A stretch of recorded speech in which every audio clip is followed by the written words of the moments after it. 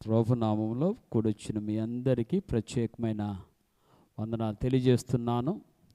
ఈ యొక్క ఉదయకాల సమయంలో దేవుడు నాకు అనుగ్రహించిన ఈ ధన్యతను బట్టి దేవుని స్తుతిస్తూ మరి మనలను జూలై మాసము 2వ వారంలోకి నడిపించాడు. నిజంగా మనం ఎంత ధన్యులమో. ఈ దినం లేక ఈ సమయం లేక ఎంతోమంది గతించిపోయారు. అనేక మంది అనారోగ్యాల పాలై ఆసుపత్రుల పాలై అనేక విధాలుగా శ్రమ పడుతూ అనేకమైన బాధలు అనుభవిస్తూ బ్రతుకుతున్న బిడ్డలు చాలామంది ఉన్నారు. కానీ మనలను దేవుడు ఆరోగ్యం ఇచ్చి ఆదరించి ఆశీర్వదించి ఆయన సన్నిధిలో మనల్ని నిలబెట్టి ఆయన ఆరాధించే కృపనిచ్చిన దేవునికి ఒక్కసారి చేతులు ఎత్తి స్తుతులు చెల్లిద్దాం.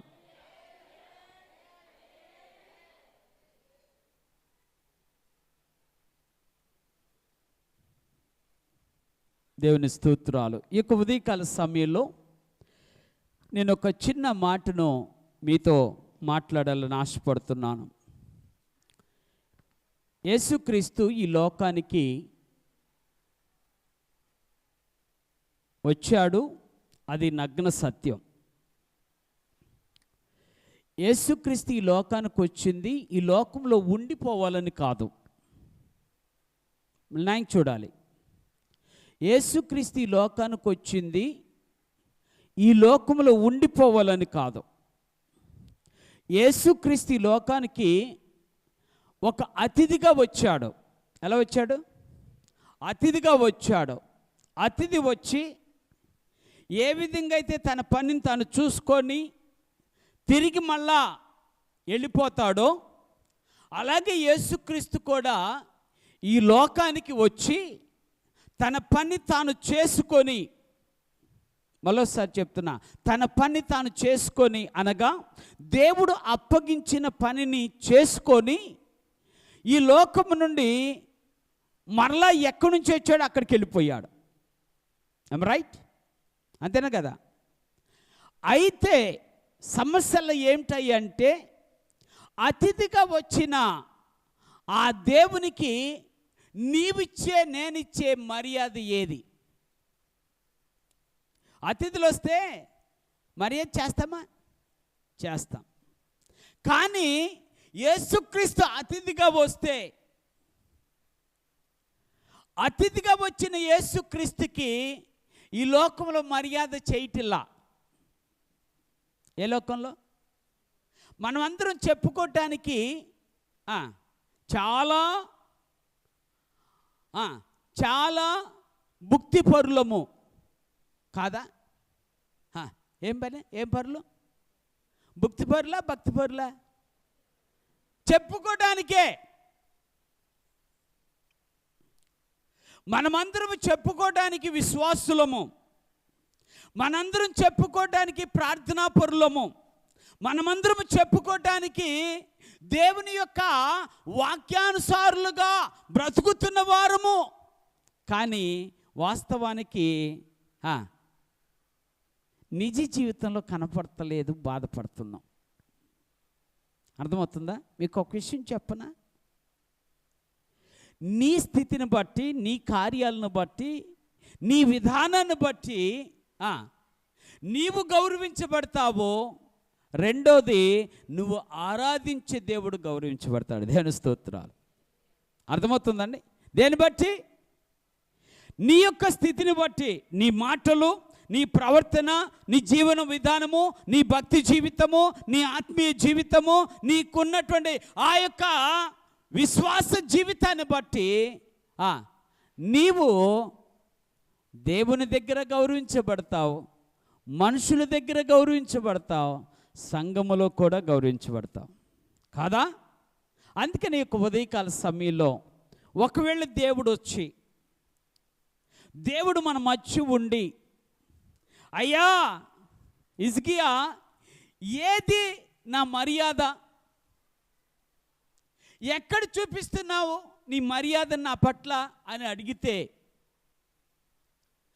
తప్పనిసరిగా మనం సమాధానం చెప్పవలసిన వారముగా ఉండాలి. నువ్వు మర్యాదిస్తే ఆయన మహిమ పొందుతాడు. నువ్వు మర్యాదిస్తే ఆయన నీ మనసులో ఉన్న కోరికలు తీరుస్తాడు. ఆయనకు మర్యాదిస్తే నీ కార్యాలు జరిగిస్తాడు, నీ పట్ల కృప చూపిస్తాడు. ఎందుకు అంటే ఆయనకు ఒక మంచి పేరు ఉంది. ఏంటంటే ఆయన ఎవరి రుణాలను ఉంచుకునేవాడు. మనం ఎప్పుడు ఏంటి మన భాషలో మనం ఎప్పుడు రుణస్థులమే. మనం అప్పిచ్చేవారము కాదు. అప్పు దేవుని దగ్గర కూడా ఇలానే జరుగుతుంది. దేవుడు ఏమన్నాడు? మీరు అప్పిచ్చేవారిగా ఉండండి. ఎవరికి? దేవునికి అప్పిచ్చేవారిగా ఉండండి అని చెప్పి దేవాతి దేవుడు చెప్పాడు. కానీ మనమేమో దేవుని దగ్గర ఎలా ఉంటున్నాం?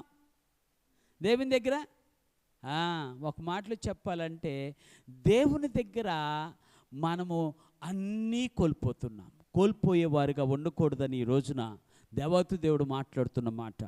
పొందుకునేవారిగా ఉండాలి. పొందుకునేవారిగా దేవుని ఎదుట కనపడాలి. ఇచ్చేవారుగా దేవుని ఎదుట కనపడాలి. దేవునికి సరి అయిన మర్యాద నువ్వు నేను ఇవ్వకపోతే ఎవరికండి? ఎవరికి? దేవునికి.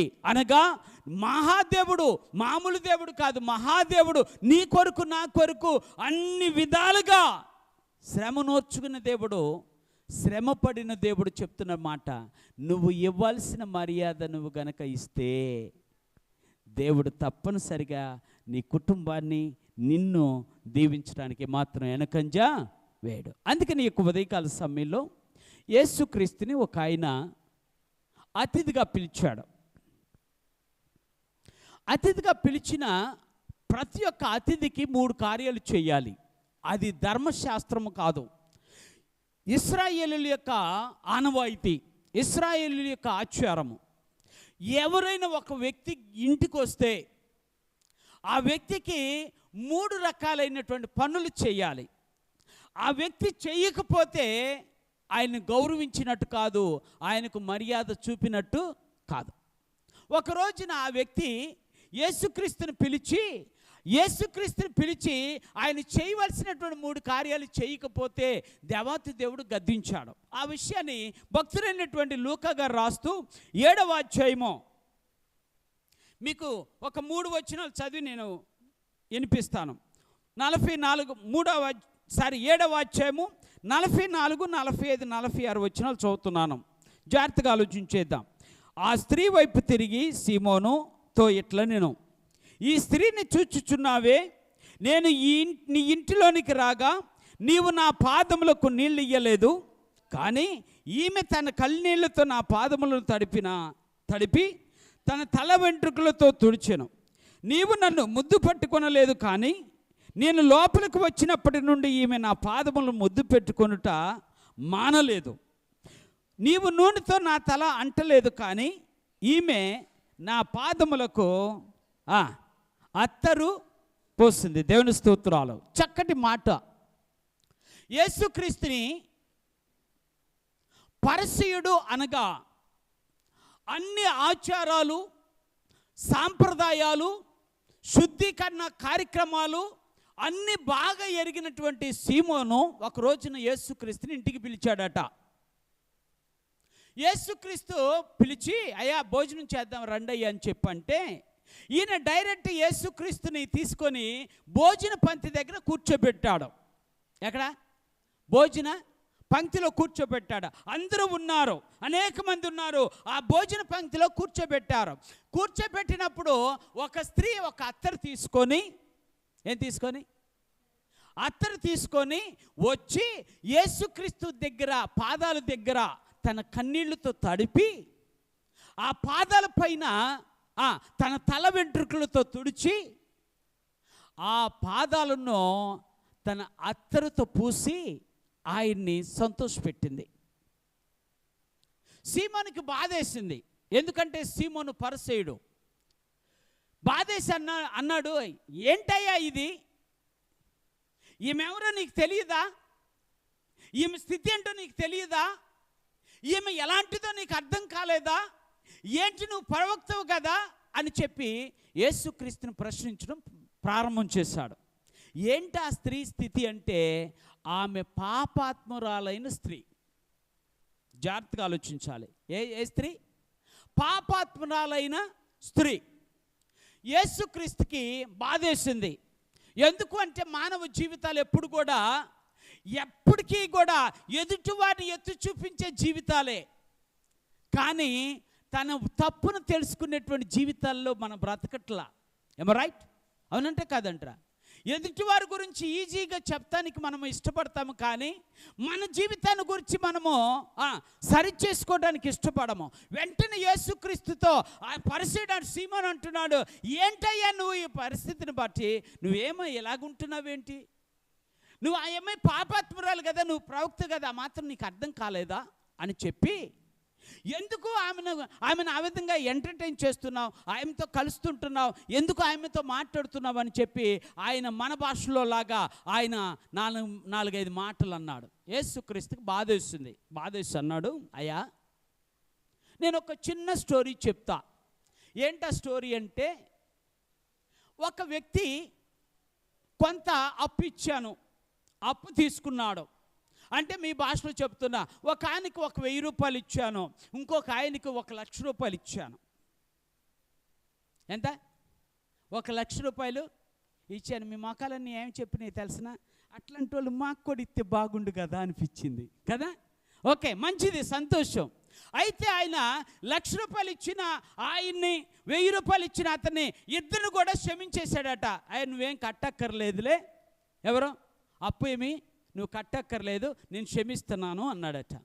అన్న తర్వాత సీమోన్ని అడిగాడు, అంటే ఆ పరిసయ్యుడైన సీమోన్ని అడిగాడు, అయ్యా ఇంతకీ ఎవరు ఎక్కువగా క్షమించబడ్డారు అంటే, ఆ సీమోన్ అన్నాడు, మరి 1,00,000 రూపాయలు తీసుకున్న ఆయన్ని క్షమించినట్టు ఎక్కువగా క్షమించినట్టే కదా, 1,000 రూపాయలు తీసుకున్న అతని కంటే 1,00,000 రూపాయలు తీసుకున్న అతను ఎక్కువగా క్షమించబడ్డట్టే, కాబట్టి తప్పనిసరిగా ఆయనే ఎక్కువ క్షమించబడ్డాడు అన్నాడు. అయితే యేసుక్రీస్తు అన్నాడు, అలాగే ఎవరైతే పాపములు ఎక్కువగా చేశారో, ఎక్కువగా చేసిన వారిని దేవుడు క్షమిస్తాడు. ఎక్కువగా చేసిన వారిని క్షమిస్తాడు. తక్కువ చేసిన వారినే కాదు, ఎక్కువగా చేసిన వారిని కూడా దేవుడు క్షమిస్తాడు. ఆయనకున్న మంచి లక్షణం ఏంటో చెప్పనా? ఆయన మన పాపములను అన్నింటినీ క్షమించగలిగిన దేవుడు. ఏమ రైట్? ఎవరు మన దేవుడు? ఆయన పాపాలన్నిటినీ, ఒక్క పాపం కాదు, ఎన్ని పాపాలైనా, నేను అదే చెప్తున్నా, ఒక్క పాపమేగా అనుకోవటానికి కుదురుదట ఆయన దృష్టిలో. ఒక్క పాపమైనా 100 పాపాలైనా పాపం మాత్రం పాపమే. మనం అనుకోకూడదు, ఏంటి నేను చిన్న పాపమేగా చేసింది అనుకోకూడదు. దేవుని దృష్టిలో ఎంత పాపమైనా అది పాపంగానే. ఆ మాట యేసుక్రీస్తుకి చెప్పాడు, అయ్యా ఏమే ఎక్కువ క్షమించబడింది, 1,00,000 రూపాయలు తీసుకుని ఆయన క్షమించబడ్డాడు ఎక్కువగా అని. అయితే ఈ అమ్మాయి కూడా అది స్థితి, ఈమె కూడా అని చెప్తూ యేసుక్రీస్తు, నేను వచ్చాను కదా, నేను వచ్చినప్పుడు నువ్వేం చేశావు అని చెప్పి 3 మాటలు నువ్వు చేయలేదు, కానీ ఆమె 3 మాటల కంటే ఎక్కువ చేసింది అని సంతోషించాడు. ఆ 3 మాటలు మీతో చెప్తున్నాయి ఉదయకాల సమయంలో. ఇశ్రాయేలీయులు ఎవరైనా సరే అతిథిని కనుక పిలిచినప్పుడు మొట్టమొదటిసారిగా వాళ్ళు చేయవలసిన పని ఏమిటంటే, వాళ్ళ కాళ్ళకు నీళ్ళు ఇవ్వటం మొట్టమొదటి పని. ఏ పని?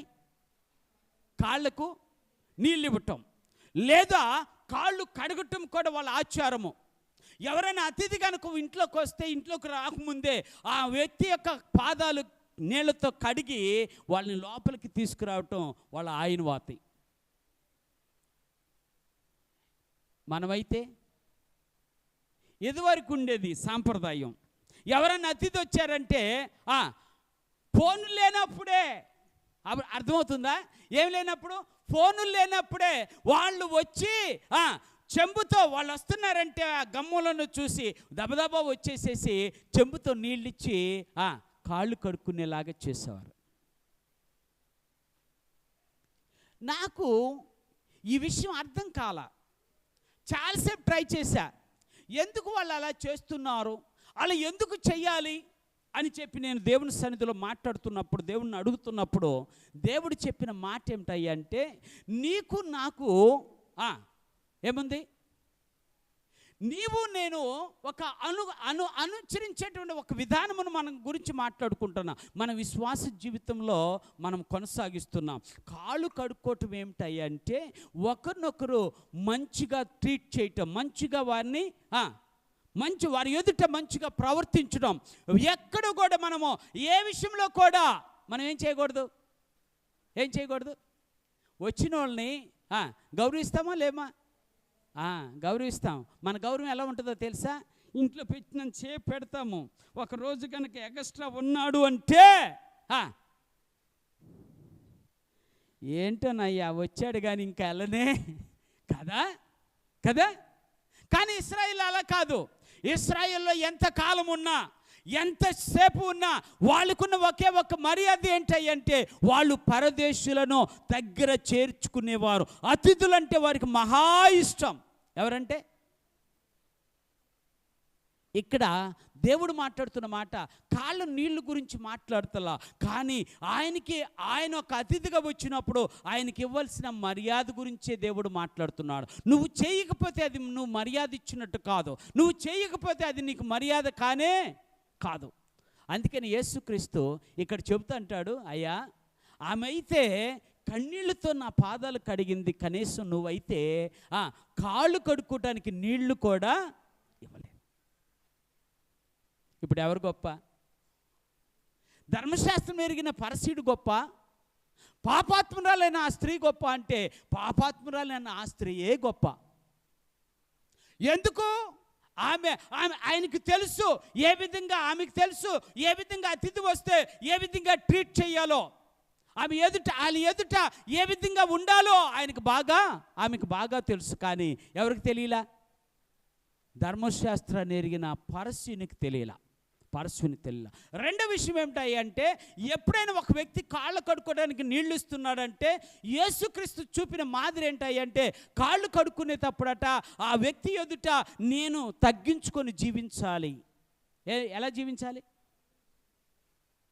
అర్థమవుతుందా? అంటే అతిథంటే మరి గొప్పోడే కదా మనకంటే, అవును కదా. ఏమి ఉన్నా లేకపోయినా మన ఇంటికి వచ్చాడంటే ఆయన గొప్పవాడే. కాబట్టి మనం ఏం చేయాలి? ఒకటి, ఆయన ఎదుట మనం తగ్గించుకున్నట్టుగా కనపడాలి. ఆ తగ్గింపు జీవితం తనలో కూడా కనిపించేలాగా చూడాలి. అందుకని యేసుక్రీస్తు చెప్తాడు, ఒక మాట చెప్తాడు, మీరు ఎప్పుడైనా సరే తను తాను తగ్గించుకుని వాడు హెచ్చించబడును, లేదా తను తాను హెచ్చించుకుని వాడు ఏం చేస్తారట? అర్థమవుతుందా? అంటే తగ్గింపు జీవితానికి నిదర్శనం. కాళ్ళు కడగటం అంటే తగ్గింపు జీవితానికి నిదర్శనం. తగ్గించుకున్న జీవితాలు కనుక మనలో ఉంటే ఏ విషయంలో కూడా మనం భయపడవలసిన అవసరత. యేసుక్రీస్తే శిష్యులందరిని పిలిచి ఏం చేశాడు? యేసుక్రీస్తు శిష్యులందరిని పిలిచి కాళ్ళు కడిగాడు కదా. ఎవరైనా? నెంబర్ 1, దేవుడు, సృష్టికర్త అయిన దేవుడు. ఎవరైనా? సృష్టికర్త అయిన దేవుడు. కానీ ఎవరికి పాదాలు కడిగాడు? సృష్టించబడిన వారి యొక్క పాదాలు కడిగాడు. ఆయన సృష్టించినటువంటి ఆ బిడ్డల యొక్క పాదాలు. ఈ రోజున ఒక్కసారి ఆలోచన చేస్తే ఆ తగ్గింపు జీవితం లేకపోతే మన అతిథిని మనం గౌరవించినట్టు కాదు. తగ్గించుకోవాలి దేవుని బిడ్డలమైన. అందుకనే ఒక మాట మీకు చదివి వినిపించాలని ఆశపడుతున్నాను. సామెతల గ్రంథము 22వ అధ్యాయం 4వ వచనం చదువుతున్నా. సామెతల గ్రంథము 22వ అధ్యాయము 4వ వచనం. యెహోవా యందు భయభక్తులు కలిగి ఉండుట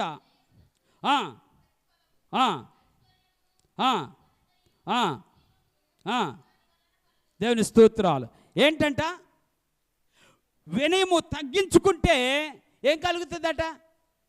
ఐశ్వర్యము, జ్ఞానము, ఘనత. అర్థమవుతుందా మీకు? ఈరోజు నా లోకంలో తగ్గింపు లేకపోవటం వలన మనుషులకి ఏం రావట్లే? తగ్గింపు లేకపోవటం వలన మనుషులకి ఏం రావట్లా? ఐశ్వర్యం రావట్లా. దేవుడు చెప్పిన మాట, ఐశ్వర్యము కావాలి అంటే ఆయన ఎదుట తగ్గించుకోవాలి. యేసుక్రీస్తు ఎదుట పరసీయుడైనటువంటి సీమోను తగ్గించుకోలే. ఎవరు తగ్గించుకున్నారు? అదిగో ఆ స్త్రీ, పాపాత్మురాలైన ఆ స్త్రీ బట్టి ఆమెను ప్రతి ఒక్క క్షణము ఆమె పాప జీవితాన్ని గురించి ఆలోచన చేసుకుంటున్నప్పుడు తనలో భయంకరమైనటువంటి వేదన కలుగుతుంది. ఆమె కన్నీళ్లతోనే యేసుక్రీస్తు పాదాలు, ఎంత గొప్ప విషయం, ఎంతగా ఏడ్చుంటుందో కదా. అవును, అర్థమవుతుందండి మీకు? ఎంతగా ఏడ్చుంటుందో, ఎంతగా కుమిలిపోయి ఉంటుందో, ఎంతగా తన జీవితం ఎంత భయంకరమైనటువంటి జీవితం అని దేవుని దగ్గర చెప్పుకుందో. ఈ రోజున నిజమైన మర్యాద ఏంటయ్యా అంటే దేవుని ఎదుట నువ్వు నేను తగ్గించుకునే జీవితమే. దేవుడికి నువ్వు ఇచ్చేటువంటి ఆ మర్యాద ఏమిటయ్యా అంటే యేసుక్రీస్తు ఎదుట నీవు నేను తగ్గించుకోవాలి. తగ్గించుకుంటే దేవుడు హెచ్చిస్తాడు. అందుకనే యాకోబు పత్రికలో ఒక మాట చెప్తా అంటాడు. యాకోబు పత్రిక 4:10 ఆ మాట కూడా మీకు ఒక్కసారి వినిపిస్తాను. యాకోబు పత్రిక 4:10. ఓకే, నేనే చదువుతున్నాను. ప్రభు దృష్టికి మిమ్మును మీరు తగ్గించుకొనుడి, అప్పుడు ఆయన మిమ్మును, ఎవరి దృష్టికట? మనం ఎవరి దృష్టిలో తగ్గించుకుంటాం? మనుషుల దృష్టిలో కాదు, దేవునికి దృష్టిలో. ఎందుకంటే మనుషుల ఎదుట నువ్వు తగ్గించుకుంటే దేవుని ఎదుట తగ్గించుకున్నట్టే. అందుకని దేవుడు మాట్లాడుతున్న మాట ఏమిటంటే ఆయన దృష్టిలో నువ్వు వెచ్చించబడాలి అంటే ఆయన దృష్టిలోనే నువ్వు తగ్గించుకోవాలి. తగ్గించుకోకపోతే దేవునికి నువ్వు మర్యాద ఇచ్చినట్టు కాదు. ఆయన తగ్గించుకోవాలా. చూసావా, నేను ఏంటనుకున్నావు, నేను నా యొక్క స్థితి ఏమనుకున్నావు, నిన్ను తీసుకెళ్ళి డైరెక్ట్గా భోజనాల దగ్గర కూర్చోబెడతాను అన్నాడు. కానీ ఆయన చేయవలసిన మర్యాద ఆయన చేయలే. ఏం చేశాడు? నేను అనుకుంటాను, ఇదిగో నీ కొరకు నేను ఏమి భోజనాలు సిద్ధపరిచాను చూడు. ఎన్ని భోజనాలు? ఎందుకు వాళ్ళు కాళ్ళు కడుక్కోవాలి అంటే ఆ యొక్క వీధులు చూసినప్పుడు ఇశ్రాయేలు తిరిగేటువంటి ఆ ప్రాంతం అంతా కూడా మట్టితో కలిగి ఉన్నటువంటి ప్రాంతము, మట్టి మనుషులు, మట్టిలో జీవించే వాళ్ళం. ఈ రోజున మనం కూడా కాళ్ళు కడుక్కొని ఇంట్లోకి వెళ్ళేది ఎందుకు? మీ కాళ్ళెంట రోడ్డు మీద ఉన్న దెయ్యాలన్నీ లోపలికి వస్తాయని కాదండోయి. ఇది కూడా ఉంది కొంతమందికి ఆలోచన. ఏంటి? కాళ్ళు కడుక్కోపోతే తిరిగావు కదా రోడ్డు మీద, తిరిగిన ఆ యొక్క మట్టిలో ఏదైనా ఒక దెయ్యం ఉంటే ఆ దెయ్యం మన ఇంట్లోకి వస్తుందని కాళ్ళు కొట్టుకుని రా. అర్థమవుతుంది మీకు? కాళ్ళు కడుక్కోవటం కాదు, ఒక వ్యక్తిని ఏ విధంగా, ఎదుటి వ్యక్తిని ఏ విధంగా నీవు నేను ట్రీట్ చేయాలో తెలుసుకోవాలి. ఎదుటి వ్యక్తి ఎదుట నువ్వు నేను ఎలాగ తగ్గించుకోవాలో తెలుసుకోవాలి. ఎదుటి వారిని గౌరవించడం నేర్చుకోవాలి. లేకపోతే నువ్వు కూడా గౌరవం పొందటానికి అవకాశము ఉండదు. అందుకని ఇంగ్లీష్లో సామెత ఉంది, get your respect and give your respect. అంటే give your respect and get your respect. Okay, నువ్వు మర్యాద ఇస్తే తిరిగి వాళ్ళు ఇస్తారు కదా. ఇస్తారా? ఇవరా? అందుకే చెప్తున్నా ఈ ఉదయకాల సమయంలో దేవుని ఎదుట ఆ యొక్క కన్నీళ్లతో ఆమె పాదాలు తడిపిందంటే తన దగ్గర ఎంతగా తగ్గించుకుందో. దేవతి దేవుడు మాట్లాడుతున్నాడు, నువ్వు తగ్గించుకుంటే నువ్వు నాకు మర్యాద ఇచ్చినట్టు, నువ్వు తగ్గించుకోకపోతే నువ్వు నా మర్యాద ఇచ్చినట్టు కాదు ఎదుటి వాళ్ళ దగ్గర. అందుకనే నేను అప్పుడప్పుడు అనుకుంటాను, మనుషులు కనపడుతున్న మనుషులు ఎదుటే నీ గౌరవించకపోతే కనపడిన దేవుణ్ణి ఏమని గౌరవిస్తావు? మనుషులు కనపడే మనుషుల దగ్గరే నువ్వు మర్యాదగా ఉండకపోతే, మర్యాద చూపించకపోతే కనపడిన దేవుడి దగ్గర నువ్వు మర్యాద ఎలా చూపిస్తావు? ఆశ్చర్యం కదా. అందుకే చెప్తున్నా ఈ ఉదయకాల సమయంలో నీవు నేను దేవుని బిడ్డలంగా బ్రతుకుతున్నాం కాబట్టి, దేవుని ఆరాధిస్తూ బ్రతుకుతున్నాం కాబట్టి ఒకరినొకరు తగ్గించుకోవటానికి, ఒకరి ముందు ఒకరు మంచిగా ట్రీట్ చేయటానికి, ఒకరి ముందు ఒకరు మంచిగా గౌరవించటానికి మనం పూనుకుంటే మహిమ కలిగిన దేవుడు పరలోకమందున్న తండ్రి తప్పనిసరిగా మన గౌరవాన్ని తగిన ప్రతిఫలాన్ని ఆయన అనుగ్రహిస్తాడు. అందుకని ఇప్పుడు పరసీయుడి దగ్గర ఏ మర్యాద లేదు, యేసుక్రీస్తు ఎదుట తగ్గించుకునే ఆ ఇంకిత జ్ఞానం లేదు. అతిథి దగ్గర తగ్గించుకునే స్వభావము ఎవరి దగ్గర లేదు? ఆ పరిశుద్ధుడు అయినటువంటి సీమోన్ దగ్గర లేదు. అందుకని దేవుడు అంటున్నాడు, అయ్యా సీమోను, ఏది నా మర్యాద? ఏది నువ్వు ఇచ్చే మర్యాద? మర్యాద ఏమైనా ఇస్తున్నావా? మర్యాద ఇచ్చేవాళ్ళు ఇలా చేస్తారు.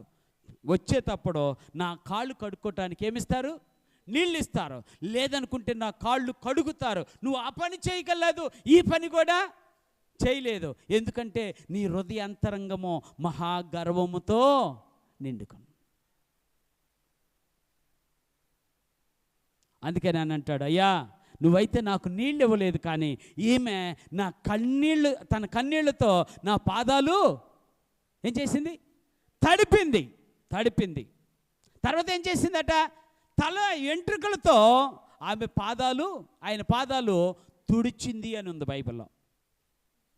అందుకే చెప్తాను, దేవుని బిడ్డలమైన మనమే తగ్గించుకోపోతే, మన వాళ్ళ ఎదుటే మనం తగ్గించుకోపోతే, ఏదున్నా అర్థమవుతుందా? ఎన్ని ఉన్నా కూడా. కానీ దేవుని బిడ్డలకి ఒకే ఒక్క ఘనత ఏంటో తెలుసా? నువ్వు ఎన్ని ఉన్నా నీ దగ్గర దేవుని దృష్టిలో అన్నీ సమానమే కదా. అందుకని కొంతమంది అంటారు, ఏమంటారు తెలుసా? బాగా బ్రతికాడు అనుకుంటారు, కానీ చివరికి బ్రతికిన వాడికి బాగా బ్రతికాడని చెప్పి అన్నీ కట్టుకొని వెళ్ళిపోతాడా? తీసుకొని వెళ్తాడా? కనీసం పేద వస్త్రాలు కూడా కట్టడానికి అవకాశం లేని బిడ్డలు ఎంతోమంది ఉన్నారు. ఏ వస్త్రాలు అంటే చనిపోయినప్పుడు చుట్టడానికి ఉపయోగించే ఆ వస్త్రాలు కూడా కొనుక్కోలేని దీనస్థితిలో ఉన్నవారు చాలామంది ఈ లోకంలో ఉన్నారు. అందుకని దేవుడు చెప్తున్న మాట ఏంటంటే, నీవు నేను దేవుని ఎదుట తగ్గించుకుంటే నువ్వు దేవునికి మర్యాద ఇచ్చినట్టు, దేవుని నువ్వు గౌరవించినట్టు, అటు స్థితి దేవుడు మనకు దయచేయను గాక. రెండో విషయాన్ని గురించి దేవత దేవుడు చెబుతూ అంటాడు. ఆయన రెండో మాట ఏంటంటే, ఆయా నీవు నేను వచ్చిన దగ్గర నువ్వు నన్ను కనీసం ముద్దు, అర్థమవుతుందా? ఏం పెట్టుకోలేదంట? ఎవరు పెట్టుకోవాలి కదా? సహజంగా మీకు అర్థమవుతుంది. మీరు ఎవరన్నా దూర ప్రాంతం నుంచి మీ కొడుకు వచ్చాడు అనుకోండి, చదువుకొని చానాళ్ళ తర్వాత వచ్చాడు అనుకోండి, ఏం చేస్తావు? కౌగులించుకుంటావా? కౌగులించుకుంటా తప్పనిసరిగా చేస్తావు. తర్వాత ఏం చేస్తావు? నుదుటి మీదో, చేతి మీదో, లేకపోతే బుగ్గ మీదో ఏం పెట్టుకున్నావు? ముద్దు పెట్టుకుంటావు. ఇశ్రాయేలుకి ఆనవాతి అది. వాళ్ళు తప్పనిసరిగా ముద్దు పెట్టుకునే ఆనవాతిలో ఉన్నారు. కానీ ఈయన యేసుక్రీస్తు వచ్చాడు, నీళ్ళు ఇవ్వలేదు కడుక్కోవడానికి, చివరికి ఆయనకి ముద్దు కూడా. అర్థమైందా? నేను పారమిగీతాల గ్రంథాన్ని ధ్యానం చేస్తున్నాను చర్చిలోనే. దాన్ని ధ్యానం చేస్తున్నప్పుడు అక్కడ ఒక మాట అంటాడు, నాకు భలే ఇష్టమైన మాట. సంఘాన్ని గురించి దేవుడు మాట్లాడుతూ, సంఘములో ఉన్న బిడ్డల గురించి దేవుడు మాట్లాడుతూ, సంఘములో ఉన్నటువంటి బిడ్డలు యేసుక్రీస్తుని ఏ విధంగా ఉంచాలో, ఏ విధంగా ట్రీట్ చేయాలనే దాని గురించి మాట్లాడుతూ ఆయన చెప్తూ అంటాడు 2వ వచనంలో, నోటి ముద్దులతో ఆయన నన్ను ఏ ముద్దులతోనంట? అర్థమైంది మీకు? ఏ ముద్దులతో? నోటి ముద్దులతో ఆయన నన్ను ముద్దు పెట్టుకున్నాం. దాని గురించి స్టడీ చేసినప్పుడు సుమారుగా 7 రకాలైన ముద్దులు కనిపించాయి. ఎన్ని రకాలు? అర్థమవుతుందా? అసలు ముద్దెందుకు పెడతారు చెప్పనా? ముద్దెందుకు పెడతారు? సంతోషమా? సంతోషం అయితే ముద్దు పెడతారా? ఏమో నాకైతే తెలియదు. అర్థమవుతుందా? ఆఫ్ కోర్స్ మీరు అనుకున్నది కరెక్ట్ అయితే అవ్వచ్చేమో, కానీ దేవుని దృష్టిలో ముద్దెందుకు పెట్టుకుంటారంటే, అయ్యా నీకు నాకున్న అనుబంధం ఇలాంటిదిరా. ఏం బంధం? అనుబంధము. నీకు నాకు ఉన్నటువంటి అనుబంధము అద్భుతమైంది. నువ్వెవరివో కాదురా, నువ్వు బయటోడివి కాదు, నువ్వు నావాడివే. అర్థమవుతుంది మీకు? ఎప్పుడన్నా దేవుని ఎదుట ఈ మాట అన్నావా? అయ్యా నువ్వు నావాడివి అయ్యా అన్నావా? దేవుడు మాట్లాడుతున్న మాట, ఆయన చెప్తున్నటువంటి మాట ఏమిటంటే, సీమోను పేతురుకు పరిసయుడు అయినటువంటి సీమోనుకు దేవుడు మాట్లాడుతున్న మాట ఏంటంటే, అయ్యా నేను వచ్చినప్పుడు కనీసం నువ్వు ముద్దు పెట్టుకోలేదయ్యా, కానీ ఈమైతే వచ్చినప్పటి నుంచి మొదలు పెట్టుకొని ఇప్పటి వరకు ఆమె నా కాళ్ళకు ముద్దు పెడుతూనే. ఇప్పుడు ఎవరి అనుబంధం గొప్పది? ఎవరి ఆప్యాయత గొప్పది? అర్థమవుతుందా? ఎవరి ఆప్యాయత? అతిథిగా వచ్చిన వాడికి ఏం కావాలి? బంధం ముఖ్యం, కానీ తెచ్చే సంచి ముఖ్యం కాదు. మీకు అర్థమైందా? అంటే మీరు ఆడవాళ్ళు ఎక్కువ మంది ఉన్నారు కాబట్టి చెప్తున్నా. ఏం ముఖ్యం కాదు? సంచి ముఖ్యం కాదు. ఏం ముఖ్యం? సమాధాన బంధమైన ఆ బంధం ముఖ్యం. మనమేం వచ్చేటప్పుడు ఏం తెస్తాడో చూస్తూ ఉంటాం, సంచి పట్టుకొని వస్తాడా రాడా అని చెప్పి కదా. నేను తప్పని నేను అంటున్నా, మీకున్న బంధం అలాంటిది. కొంతమంది పాపం ఏదో ఒకటి తీసుకెళ్ళకుండా ఎవరింటికి వెళ్ళరు. దేవుడు మాట్లాడుతున్న మాట, నీవు నేను దేవునితో బంధము కరెక్ట్గా ఉండాలంటే ప్రతి దినము లేచి ఆయన ముద్దు పెట్టుకోవాలి. మళ్ళీ ఇక్కడ ఒక మాట చెప్తున్నా, దయచేసి ఫోటో పెట్టుకొని ముద్దు పెట్టుకోమాకండి. ఫోటో పెట్టుకొని కొంతమంది పొద్దున్నే లేచి పుచ్చు అంటారు. ఏ పుచ్చు? అది కాదు, ఫోటో కాదు, అది ఫోటో బొమ్మ, గీసిన బొమ్మ, అది రియాలిటీ కాదు.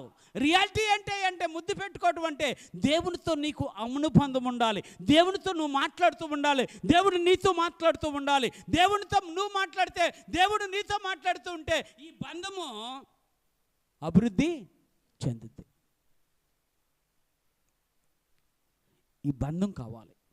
దేవుడు మాట్లాడుతున్న మాట, అంతరంగంలో ఉన్న ఆ బంధము, అనుబంధము, ఆ యొక్క రక్త సంబంధం. ఇది నా భాషలో చెప్పాలంటే ఇది ఏ సంబంధము? ఎందుకో తెలుసా? ఆయన నిన్ను తన రక్తం ఇచ్చి కొన్నాడు, విలువైన ప్రాణమిచ్చి నిన్ను బ్రతికించాడు. ఆ దేవునితో నువ్వు ఎలాంటి సంబంధం కలిగి ఉండాలి? అర్థమవుతుందా?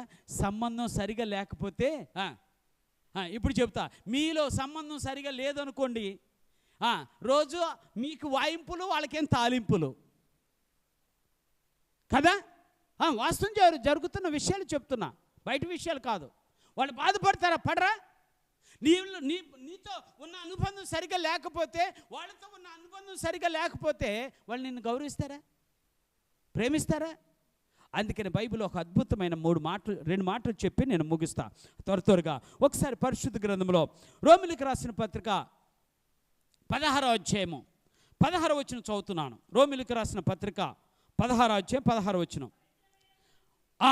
పవిత్రమైన, చాలు.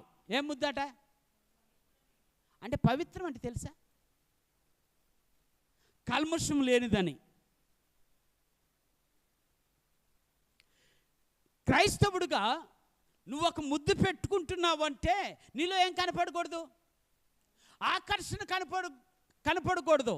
కానీ ఏం కనపడాలి? దేవునితో నీకున్నటువంటి ఆ పవిత్రమైన బంధానికి గుర్తు ప్రేమ. పవిత్రమైన బంధానికి గుర్తు ప్రేమ కదా, ప్రేమే. అందుకని ఏమంటున్నాడు ఆయన చెప్తున్నటువంటి మాట ఏంటంటే, పరిశుద్ధమైనటువంటి ముద్దు.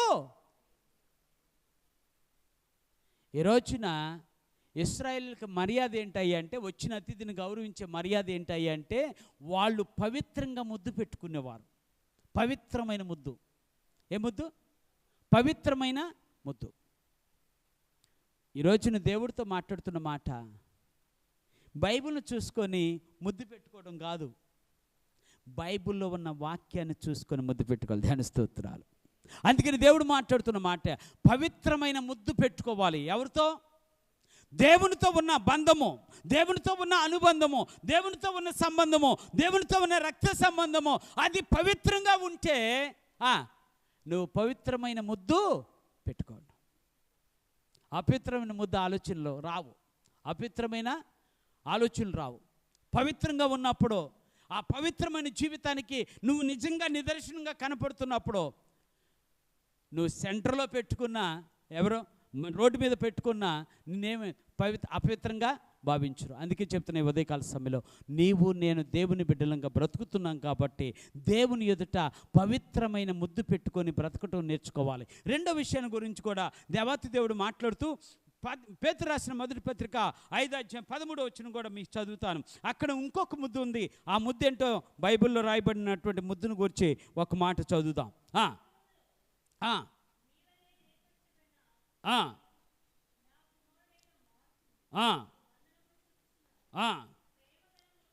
ప్రేమగల ముద్దుతో ఏ ముద్దట? అదే ముద్దు, పవిత్రమైన ముద్దు. ఇది ప్రేమ కలిగిన ముద్దు. అందుకని ఒక్క ఉదయకాల సమయంలో ఈ పవిత్రమైన ముద్దు పెట్టుకోలేదు, ఆయన ప్రేమ కలిగిన ముద్దు కూడా, ఇదిగో నీకు నాకు ప్రేమ ఉంది ప్రభువా అని చెప్పలేకపోయాడు. ఎవరు? పిలిచినటువంటి అతిథిగా పిలిచినటువంటి ఆయన సీమోను. ఆ పరిసయుడికి ఏం కనపడలేదు? దేవుని మీద ప్రేమ కనిపించలా, దేవుని మీద పవిత్రత కనిపించలా. దేవుడు అంటే ఎంత పవిత్రమైన వాడో ఆ విషయాన్ని కూడా జ్ఞాపకం చేసుకోలేనటువంటి దుస్థితిలో ఉండిపోయాడు. ఈరోజు నేను ఎందుకు ఈ విషయం చెప్తున్నా అంటే, పవిత్రమైన ముద్దు మన ప్రభువుతో మనం గనక కలిగి ఉంటే ప్రభువు మనల్ని ఆకర్షించుకుంటాడు. అందుకని ఇక్కడ చెప్తూ అంటాడు. ఒకసారి ఆ వచనం కూడా మీకు చదివి వినిపిస్తా. పరమగీతాల గ్రంథము 1:3 చదువుతున్నాను. పరమగీతాల గ్రంథం 1:3. నీవు పూసుకొను పరిమళ తైలము సువాసన గలది, నీ పేరు పూయబడిన పరిమళ తైలము వంటిది. కన్యకలు నిన్ను ఎవరు ప్రేమిస్తారట? చూసారా? దేవుడు నిన్ను నన్ను ఇప్పటికీ కన్యకగానే ఆలోచిస్తున్నాడు. You are virgin in the sight of the Lord. దేవుని దృష్టిలో నువ్వు ఒక కన్యకవి. దేవుడు నిన్ను అంతగా ప్రేమిస్తున్నాడంటే కారణం ఏమిటయ్యా అంటే, నీ ప్రేమను కూడా ఆయన రుచి చూడాలి, నీ స్పర్శానికి కావాలి. ముద్దు పెట్టుకుంటే స్పర్శే కదండి, అర్థమవుతుందా? ఇక్కడ ముద్దు పెట్టుకున్నామంటే స్పర్శ తగులుతుందా లేదా? దేవుడు అదే మాట్లాడుతున్నాడు ఉదయకాల సమయంలో. నువ్వు పవిత్రమైన ముద్దు పెట్టుకుంటే ఆయనకి నువ్వు ఇచ్చే మర్యాద అదే. పవిత్రమైనటువంటి ముద్దు అనగా దేవుడు నీతో ఉన్నటువంటి ఆ ప్రేమ, దేవునితో నీకున్నటువంటి ప్రేమ, ఒకరికొకరు ఉన్నటువంటి ప్రేమ అనుబంధాలను బట్టి ఒకరు మరొకరికి ముద్దు పెడతారు.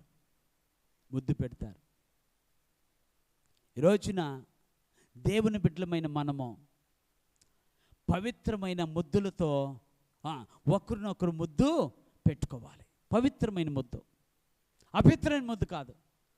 అంటే దేవునితో ఉన్న సంబంధాన్ని అది ప్రేమ బంధముగా, ప్రేమతో ముడిపడినటువంటి సంబంధముగా నీవు నేను ఉండగలిగితే అంతకంటే శ్రేష్టమైన జీవితం మరొకటి లేదు. అందుకని ఆ సీమోను అడుగుతున్నాడు దేవత దేవుడు, అయ్యా కనీసం నీకు నాకు ఏమైనా బంధం ఉందా? ప్రేమను చూపిస్తున్నావా? పవిత్రతను చూపిస్తున్నావా? ఇట్లాంటి అతిథిగా పిలిచి నువ్వు ఇచ్చే మర్యాద ఇదేనా? అతిథిగా పిలిచి నువ్వు ఇచ్చే మర్యాద ఇదేనా అని దేవుడు ఎవరిని అడుగుతున్నాడు? కానీ ఏమకైతే నాకు ఏ సంబంధం లేదు, కానీ ఏమైతే వచ్చిన దగ్గర నుంచి ముద్దు పెట్టుకొనుట మానలేదు అన్నది బైబిల్లో. ఏం పెట్టుకోవటం అంట? ఎక్కడ పెట్టుకుంటుంది? అర్థమవుతుందా మీకు? ఆయన పాదాలు దగ్గర. ఎక్కడ? ఇప్పుడు మనం బైబిల్లో చదివినప్పుడు ఆకాశము నా సింహాసనము భూమి అంటే ఇప్పుడు ఎక్కడున్నాం మనం? భూమి మీద ఉన్నా, ఆకాశంలో ఉన్నామా? మరి ఎక్కడ పెట్టుకోవాలి ముద్దు? అంటే ప్రతి దినము దేవుని దగ్గర మోకరించడం నేర్చుకోవాలి. దేవుని దగ్గర దేవుని పాదాలు పట్టుకొని ప్రాధేయపడుతూ నేర్చుకోవాలి. అదే నువ్వు ఇచ్చే ముద్దు, అదే ఆయనకు మర్యాద.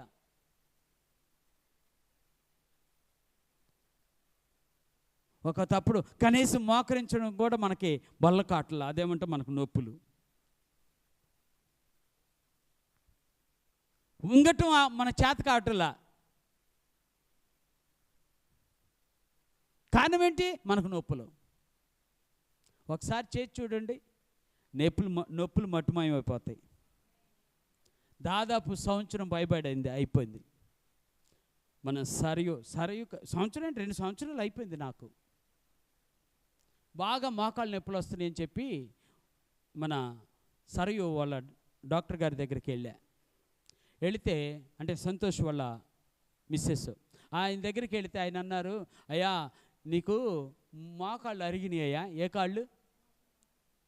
మోకాళ్ళు అరిగినాయి అయ్యా, మీరు మెట్లు ఎక్కమాకుండి అన్నాడు. అప్పుడు నేను చెప్పాను, మెట్లు ఎక్కే సేవ నేను చేసేది, లిఫ్ట్ సేవ కాదు నేను చేసేది, మెట్లు ఎక్కే సేవ. అది తప్పనిసరిగా చేయాలి. అట్టయితే మీరు ఈ మందులు వాడుకోండి అన్నాడు. కొన్ని రోజులే వాడా. ఈరోజు అని దేవుని కృపను బట్టి మోకాళ్ళతో నుంచుంటా, మోకాళ్ళతో కూర్చుంటా, మోకాళ్ళ మీదే ఉంటా. ఎందుకు? అలవాటు చేసి అది లొంగిపోయింది. దేవుని స్తోత్రాలు. అలవాటు చేసే అది ఏమైపోయినాయి? లొంగిపోయినాయి. అలవాటు చేశా, నువ్వు మోకరిస్తే అలవాటు అయిపోయింది, ఆటోమేటిక్గా మోకరిస్తాం. అవుటే మోకాళ్ళ మీద కూర్చోవటం. గణిత కోసం చెప్పట్లా, నువ్వు ఒక్కసారి సాధన చేస్తే అది నీకు లొంగిపోద్ది. దేవుని స్తోత్రాలు. సాధన చేస్తే అది లొంగిపోద్ది. దేవుని సన్నిధిలో సాధన చేస్తే అది ఏదైనా నీ ఎదుట లొంగిపోద్ది. దేవుని ఎదుట లొంగిపోవడమే కాదు, నీ ఎదుటగా లొంగిపోద్ది. ఎందుకంటే దేవుడు అంత శక్తిని మనకు అనుగ్రహిస్తాడు. అందుకని ఆమె అయితే మోకాళ్ళ మీద కూర్చొని ప్రభువు యొక్క పాదాలను ముద్దు పెట్టుకుంటూ తన జీవితాన్ని కొనసాగించింది. ఆపలేదట, మానలేదట. ఈరోజున నీవు నేను అలాంటి అద్భుతమైన యేసుక్రీస్తు పాదాలు ప్రార్థన అనేటువంటి శక్తి చేత, ప్రార్థన అన్నటువంటి ఆయుధం చేత యేసుక్రీస్తు పాదాలు పట్టుకొని ప్రార్థన చేస్తాం కంటే ఆయనకు నువ్వు ఇచ్చేటువంటి ముద్దు మరొకటి లేదు. మూడో మాట చెప్పి ముగిస్తున్నా. అక్కడ ఇంకొక మాట చెప్తూ అంటాడు, చూద్దాం అక్క వచ్చినాని. నూనెతో నా తల అంటలేదు, కానీ ఈమె నా పాదములను దేవుని స్తోత్రాలు. ఏమట? నూనెతో నా తల అంటలేదు. జాగ్రత్తగా ఆలోచించండి. యేసుక్రీస్తు ఈ లోకానికి వచ్చింది ఒక అద్భుతమైన పరిచర్య నిమిత్తం. అభిషేకించబడ్డాడు. పరలోకములో అభిషేకించబడిన యేసుక్రీస్తు భూమి మీదకు వచ్చింది అభిషేకంతోనే వచ్చాడు కదా. నూనె తలంచడం అంటే అభిషేకించడం, ఒక పని నిమిత్తం అభిషేకించడం, పవిత్రమైన పని నిమిత్తము అభిషేకించడం. అందుకనే భక్తుడైన దావీదు అంటాడు, నూనెతో నా తల ఏం చేశాడట? దావీదుని దేవుడు నిజంగానే నూనెతో అంటాడు. తెలుసా మీకు ఆ విషయం? సమూయేలు భక్తుడిని పిలిచి దేవుడు మాట్లాడాడు. ఏమన్నాడంటే, సమూయేలు నువ్వు యెషయా ఇంటికి వెళ్ళు, అక్కడ ఆయన కుమారులు ఒక ఆయన్ని నా కొరకు రాజుకు అభిషేకించు. తైలబుడ్డి తీసుకొని సమూయేలు యెషయా ఇంటికి వెళ్ళాడు. తైలబుడ్డి తీసుకొని యెషయా ఇంటికి వెళ్తే యెషయాకు భయం వేసింది. వామ్మో, ఈయన ఎందుకు వచ్చాడో, ఈయన నిజంగా సమాధానంతో వచ్చాడా లేకపోతే సమరంతో వచ్చాడా, ఎందుకు వచ్చాడు ఈయన అని చెప్పి బాధపడుతూ ఉంటే అప్పుడు అన్నాడు, సమూయేలు అన్నాడు, అయ్యా నీ కొడుకులను ఒకసారి పిలు, దేవుడు నన్ను ఒక్కడిని అభిషేకించమని పంపించాడు. అయితే పంపిస్తుంటే అందరిని తీసుకొచ్చాడు, 7గురిని తీసుకొచ్చాడు. దేవుడు చెప్పలే, ఒక్కను కూడా చెప్పలా.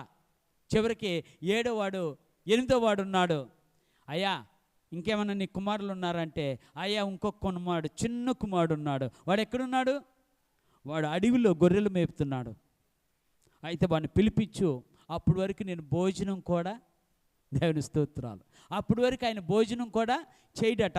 ఆయన రాగానే దేవుని ఆత్మ ప్రేరేపించి దేవుడు మాట్లాడుతున్నాడు, ఈయనే నువ్వు అభిషేకించవలసింది, ఈయనే అనగానే తైలపు కొమ్మును తీసుకొని సమూయేలు దావీదు నెత్తి మీద పోసేశాడు. ఆ విధానాన్ని చూసి దావీదుకి అద్భుతమైన ఆలోచన వచ్చింది.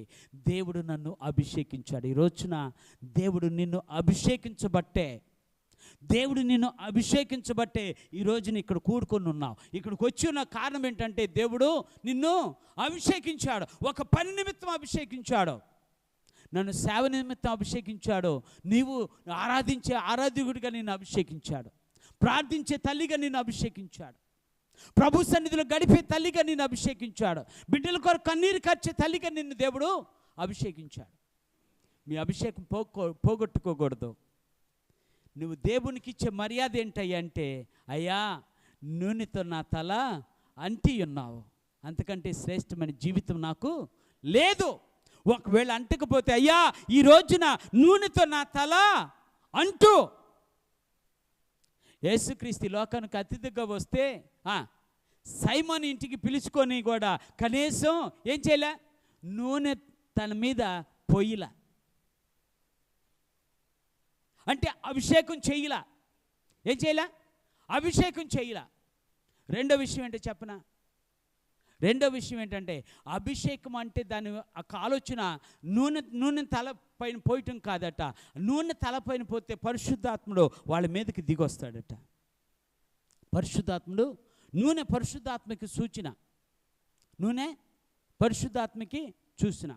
అందుకనే దీన్ని ఎవరికి ఉపయోగిస్తారంటే, బైబిల్లో ఒక మాట ఉంది, ఒకసారి వచ్చిన మీకు చదివి వినిపిస్తా. పరిశుద్ధ గ్రంథంలో యాకోబు రాసిన పత్రిక, యాకోబు రాసిన పత్రిక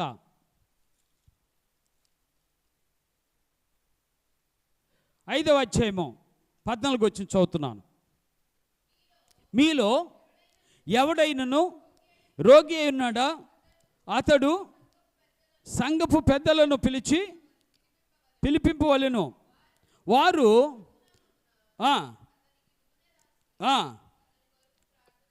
దేవుని స్తోత్రాలు ఏం చేస్తారట?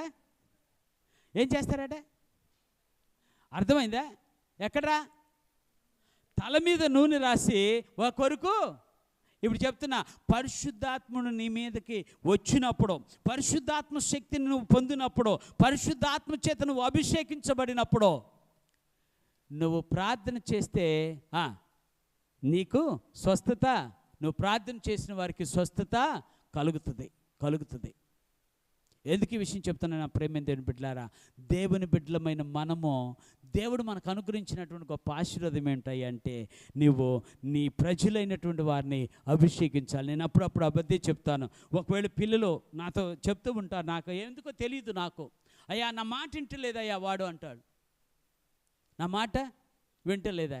అప్పుడు నేను అంటాను, అమ్మ ఒక్కసారి ప్రార్థనను తీసుకొని, కొనక్కర్లేదు,